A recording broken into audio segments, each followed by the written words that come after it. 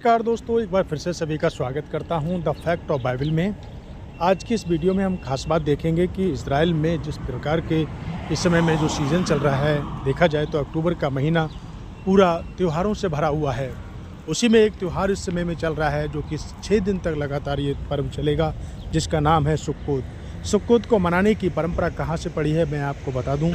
Bible में इसका जिक्र किया गया है जब इजरायली मिस्र से निकले थे। इस मिस्र से निकलने के बाद जब दास्तब से निकले, वहाँ से जंगल में उन्होंने 40 साल का समय बिताया और उनका परमेश्वर यहोवा उनको जंगल में लिए फिरा और सुरक्षा के साथ उनको किसी भी प्रकार की हानि नहीं हुई।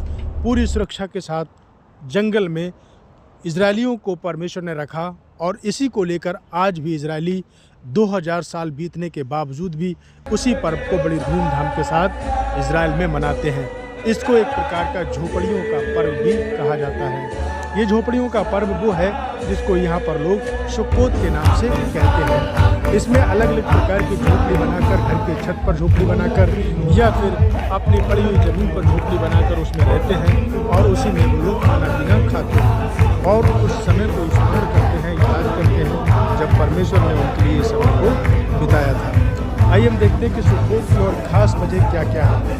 सुक्कोत क्या है? सुक्कोत को दरअसल आपको बता दें कि ये उत्पत्ति के निर्गमन के दौरान इजरायलियों के रेगिस्तान में बिताए गए समय की उसको याद दिलाता है। मानने वाली बात यह है कि जो लेवियों की व्यवस्था 23 अध्याय 42 वचन से लेकर 43 वचन में कहा गया है कि तुम 7 दिन तक झोपड़ियों में रहोगे ताकि तुम्हारी पीढ़ियाँ जानें कि जब मैं इजरायलियों को मिस्र देश से लाया तब मैंने उनको झोपड़ियों में बसाया था। ये कृषि और कटनी का समय भी है। इस समय में जैतून की फसल काटी जाती है और जैतून इजराइल में बहुत होता है, तो जैतून की फसल कटने का समय और इसी समय में जो है वो खजूर जो होते हैं, खजूर भी कटने का समय है, खजूर भी इस समय में काटे जाते हैं। तो ये फसल का समय भी कहा जाता है। बाइबल में इसे कटनी का पर्व भी कहा जाता है, जो कि कृषि वर्ष के अंत में अच्छी फसल की खुशी में ये मनाया जाता है। यिर्मयाह और एजरा की पुस्तक के बारे में अगर हम पढ़ें तो इसको मंदिर के निर्माण के पुनर्निर्माण के विषय में भी इस चीज़ को कहा जाता है कि सुक्कोत के पर्व पर यहूदियों ने एजरा से परमेश्वर का वचन सुना था।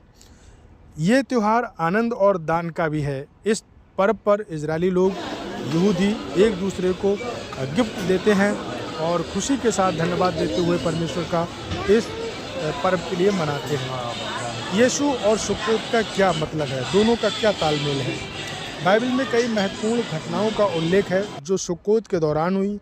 सुलेमान के मंदिर को इसी दौरान परमेश्वर को समर्पित किया गया, जो कि पहला राजा